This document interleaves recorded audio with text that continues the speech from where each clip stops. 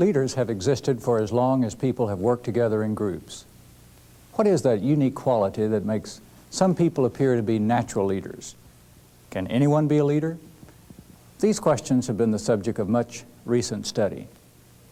Leadership involves both the ability to convince others to try for a goal and the skill to help them reach it. This involves functioning from three basic positions: at the front of the group, pointing toward the goal; in the middle, encouraging the majority of people; and behind the group, helping the stragglers. Leaders may have different personalities, different characteristics, and use different styles. There are no universals, but despite the fact that individual leaders aren't the same, each can be equally effective in their role as a leader. A supervisory or management position alone doesn't guarantee that anyone will be a good leader. The title provides a start, but many leaders don't operate well in an organizational setting. Leadership's an important part of supervision, but it's only a part. To be a strong supervisor, you have to be a good leader. But if someone's a good leader and a poor supervisor, workers will faithfully follow toward the wrong goal. Unless leadership is combined with the supervisory skills, workers won't have the direction and motivation they need. Unfortunately, many people believe that leadership and popularity are the same. The best-looking, friendliest person on the shift may win the fellowship award, but may still make a very poor supervisor. Perhaps the best way to tell a good leader from a bad one is to look at the followers and the quality of their work. How many followers does the leader have? What kind of people are they? Are they strongly committed or just along for the ride? Are they reaching their goals? That final question is the crucial one. Are the group goals wisely chosen and being achieved? If so, then the group has an effective leader. Now, since people first recognized leadership, they've attempted to understand and classify the characteristics that make for good leadership. One method is called the trait approach. In this, we try to identify generally predictable physical, mental, and personality traits. Think about all the leaders you've known. Can you recall any common traits such as physical appearance, intelligence, enthusiasm, or decisiveness? We'll talk about some other approaches to leadership in just a few moments. As you recall the leaders you have known, think about the traits they generally tend to share. Now stop the tape and make lists of their physical traits, mental traits, and personality traits. Develop the most complete lists you can.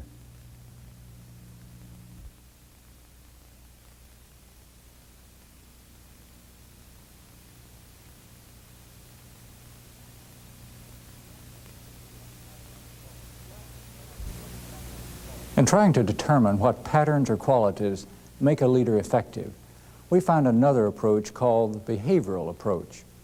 Robert Blake and Jane Mooten developed their managerial grid, which provides description of the various supervisory personalities that might be represented within various points within a grid. Within this grid, a supervisor's leadership style can be pinpointed by weighing the concern shown for people. 5 major styles of leadership are illustrated on this grid. A specific supervisor's leadership style might fit any one of the 81 squares according to the concern for production and the concern for people. The following attitudes might best describe the personalities represented in these 5 major grid points. The person in the 1-1 position is called impoverished. This supervisor has the attitude, don't make waves, do just what's necessary to keep the boss happy. Keep a low profile. In the lower right, we have the 9-1 taskmaster. This supervisor believes the job's the thing. Accomplish the objective even if all the troops are lost in the battle. In the upper left, we find the 1-9 country club behavior. It says, why should I worry about progress? My people are happy and that's all that counts. Of course, in the middle, we find the 5-5 middle-of-the-road person who compromises, saying people and production, they're both important. But best of all, is the 9-9 team spirit, which says this is the finest staff any manager could want to work with. They really function as a team to accomplish team goals. Every company president has the dream of having all managers occupying this 9-9 grid square. While it's only a fantasy, all supervisors should try to shape their attitudes toward that ideal. I say this because it's up to the supervisor as a leader to satisfy both the needs of the employee and the needs of production to the fullest extent possible. Now, so far, we've covered the trait approach and one major behavioral approach to determine patterns of leadership. Next, we'll talk about one more called the situational approach to leadership behavior. Although every supervisor will have his or her own particular style, which will vary widely in dimension and scope, we can generally identify the overall approach or orientation of a manager or supervisor if we observe them over a period of time. To give you practice in recognizing the style of management described in the management matrix, we're going to review some situations and dialogue.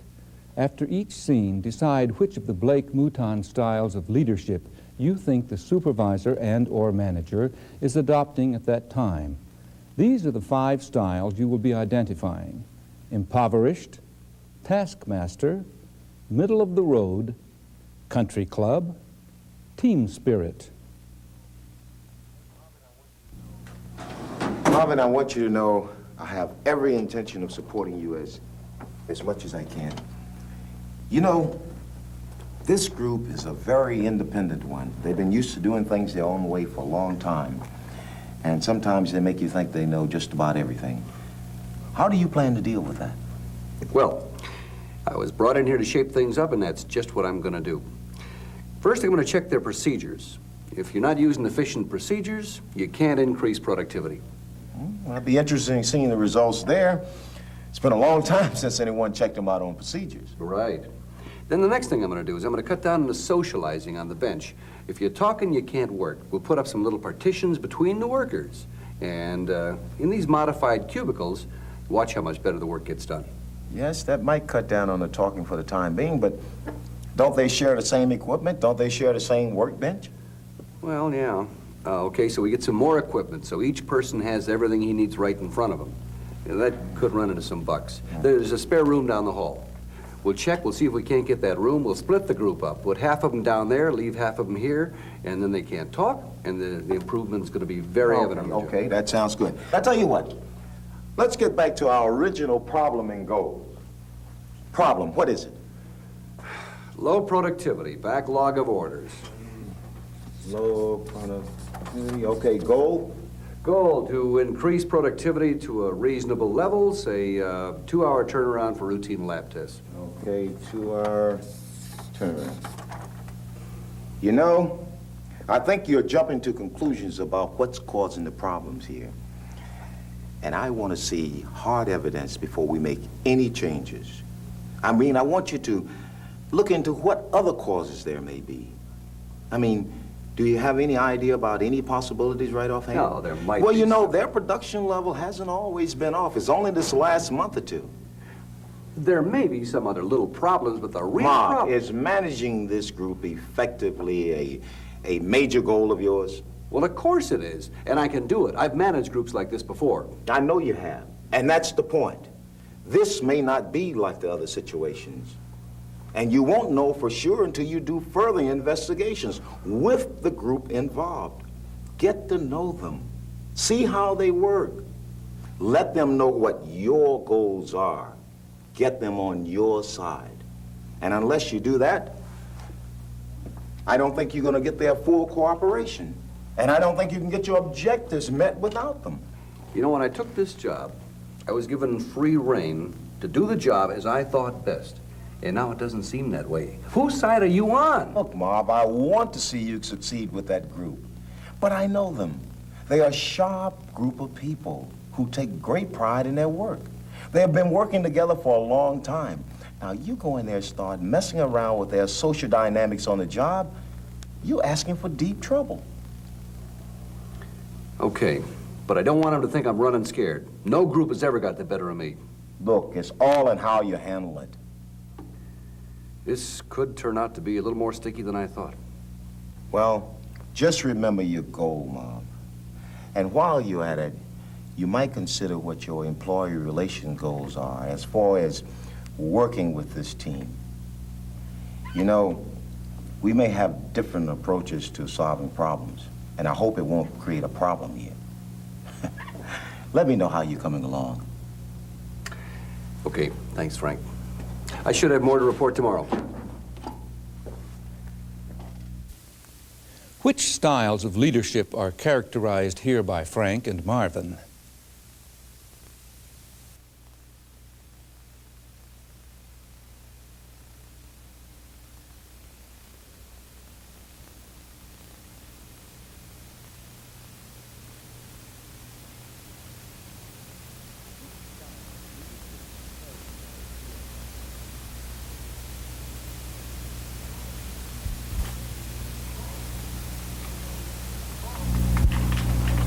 Paul, you look like you've been here forever. What's the matter? The computer go down again? Yeah, it just came up 20 minutes ago, so things are rolling again. But I tell you, we've really got a backlog of calls to return. Boy, 40 minutes of downtime can really put a dent in your productivity level for the day. How often does that happen around here anyway? Well, it depends. It happens a lot when they're doing programming changes. I understand that's what they're up to this week, so you can expect a few more breaks in service before the week is out. Boy, it's really got me stumped. I mean, how do you keep up adequate service levels with this going on? I'm used to letting people off during downtime, remember? Yeah, I remember. When we were at DLT, we used to all go down to the rendezvous for a little liquid refreshment, and nobody was the sadder. Oh, that was a blast, and a great boost in morale, too. You remember old Cliff? He could really tell some stories, couldn't he? You recall the one about his mother-in-law and the 5 wigs? Ooh, man, how could I forget that one? I tell you, those breaks in routine sure made the day go faster.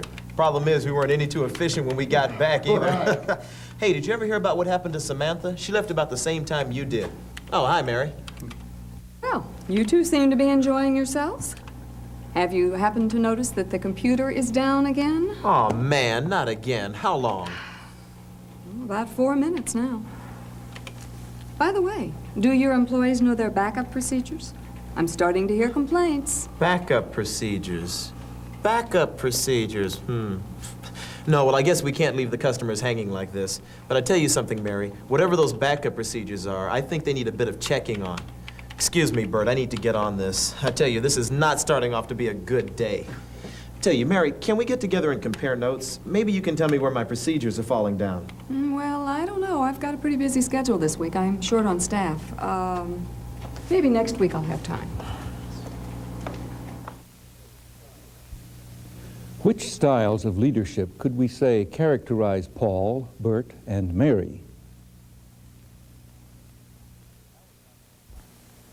And now we come to the final approach to leadership behavior, one that concentrates on the supervisor's particular job situation. This situational approach, as it's called, recognizes that traits or behavior types don't adequately explain leadership success. Situational approach says that a leader's ability or success depends on the skill in adapting to day-to-day situations and bringing into play talents for perceiving, interpreting, understanding, and working within a unique or particular situation. In effect, this approach to leadership takes into account both the leader's personality and the behavioral characteristics of the group. The very greatness of a successful leader depends on a unique combination of special traits and abilities within a particular situation. Within the heart of the situational approach is the belief that work groups change and grow just as people do. At different stages of growth, and at what we call psychological maturity, groups require different styles of leadership. The smart leader is able to distinguish situations which require more or less direct interaction, but may also be able to judge the work group's psychological maturity. Diagnosing the maturity level will help you know whether or not to emphasize just the task at hand or to develop social interaction as well. At this point, you're probably wondering how to determine the psychological maturity of a group. So let's talk about that for a moment. The maturity of a group can be determined by considering a combination of 4 criteria. As I describe each one, you might try thinking about your own work group and its probable psychological maturity at this point. First, we have achievement motivation. This refers to how highly motivated or achievement-oriented the workers are. The more achievement-oriented, the more mature. The second criteria is the willingness to take responsibility. Obviously, the more eager the group, the more mature the group is. The third factor has to do with the amount of relevant education the group has. You can imagine a highly trained technical group tends to be well up in the maturity level. The final contributing factor is the amount of relevant experience the group has. Again, the more experience, the greater the maturity level will tend to be. I say this because not one of the criteria alone can determine psychological maturity. All 4 have to be considered together and weighed before you can judge your group to be more or less mature. Now that you have a handle on determining the group's maturity, how should the leadership behavior change? The general rule of thumb to follow is this: the less psychologically mature the group, the greater emphasis you should put on the task at hand. This isn't the time to develop people-oriented behavior, but as the group maturity improves, you'll find employees more responsive and receptive to increased relationships. But then it's interesting to note that through research and observation, we've learned that extremely mature groups need the leader to back off and to provide a minimum of social interaction and task direction. Now let's go over this again, using a modified grid. Your leadership behavior should change like this. When the group is more immature, high task direction and little social interaction is needed. As the group matures, you'll need to increase the social behavior and maybe decrease the task direction. For the most sophisticated work groups, little interaction is necessary. Maybe that's one reason why very successful managers sometimes say it's lonely at the top. They get, or maybe need, very little social interaction or task direction, and they are successful leaders.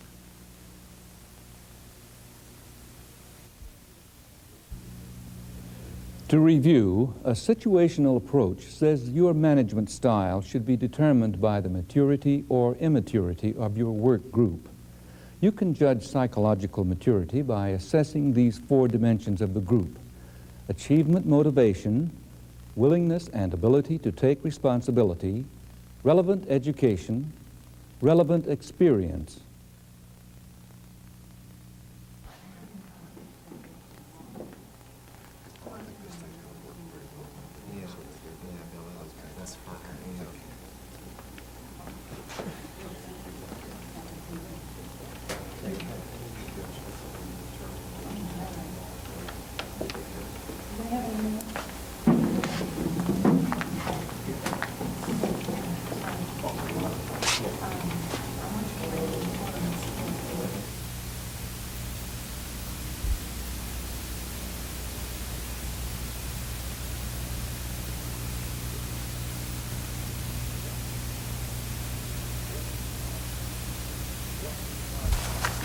This is Marvin's group of professional, scientific technologists.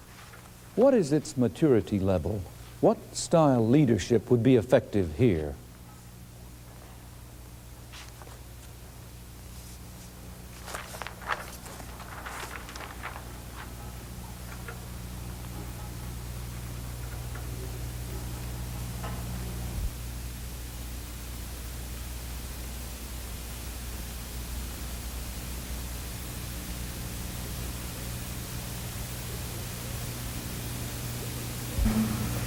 This is Lynn's group of accounting clerks. Can you determine their probable level of maturity according to the maturity dimensions? What are their leadership needs from a supervisor?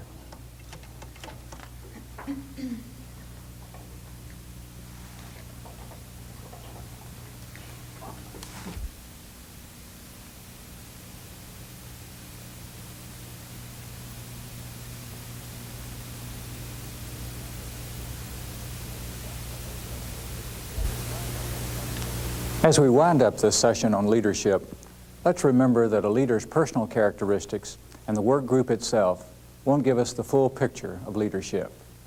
There are several outside influences that will often affect an individual's ability to lead effectively. First, there's the size of the organization in which the leader operates. Almost without exception, large organizations are slow organizations. An elephant carries more weight than a monkey, but an elephant can't leap from treetop to treetop. A large organization can accomplish objectives that a small organization could never consider, but its size and bulk often hinder individual leadership attempts. Organizational bigness isn't bad within itself, but it tends to discourage the independent thinking that we associate with leadership. To encourage individual leadership in large companies, supervisors need to look for ways to overcome the sluggish communication systems and the bulky decision-making that characterize a big firm, because you can have the advantages of bigness and still encourage individual contributions. Another factor is the amount of interaction within an organization. This encourages or inhibits the growth of leadership talents. Operations requiring more interactions among employees improve their leadership skills. For example, a production plant has relatively little need for total interaction among all employees. As long as each person does the job and supervisors are alert to conditions in the plant, interaction between employees remains at a minimum. On the other hand, the success of a company in advertising or market research depends on communication between employees. Ideas must circulate freely from one person to another, and all workers must have access to the information and to the resources they need to do their job. Leaders thrive in organization structures that permit information and ideas to flow freely. A third factor influencing leadership function is the personality of the leader and the group members. Since we've talked about this before, I only want to add that sometimes leaders can't use the type of leadership that best suits their personalities. For example, the personalities of followers or the nature of a situation may force an autocratic supervisor to allow union representatives to participate in a negotiation session. The style of leadership chosen by the supervisor has to conform to the organization structure and to the personalities or the expectations of subordinates. Employees who don't expect to participate in decision-making and who are dependent upon others for motivation are best led by the benevolent autocrat. But those who expect to participate and who are self-motivated react best to leadership that allows them a voice in what happens. The level on which decision-making is encouraged constitutes another factor influencing leadership skills. If the people have to carry out decisions, also make them, decision-making can lead to more effective leadership. In other words, if the supervisors in shipping and receiving are the ones to make shipping and receiving decisions, chances are you'll see effective leadership. But if the decision comes from someone higher up who hasn't seen a packing crate in 20 years, shipping and receiving employees may take their time in following instructions or in contributing to problem solutions. Finally, the organization's health has a lot to do with the amount and strength of organizational leadership. A failing company can rarely afford the luxury of democratic decision-making. When a corporation's in poor health, authoritarian leadership offers a better chance of saving it. Once the company has regained its health, management can give back the democratic decision-making to the rest of the troops. We've come to the close of our session on leadership. After all our talk, it still comes down to the fact that individuality is the ingredient that makes the vital difference between a good supervisor and a poor one. Even identical twins with the same training and benefits shouldn't be surprised to see their careers leading in different directions. Why does this happen? For now, about the best we can do is to call it the soul of the supervisor, a mixture of personality, training, philosophy of life, and approach to other human beings. Without this, all the leadership training courses ever invented won't make a leader. But if you have it, you can develop and grow into an effective leader. This is the end of today's program on leadership. It's now time to think of your own leadership qualities. Turn to Unit 6 and continue with the application exercise.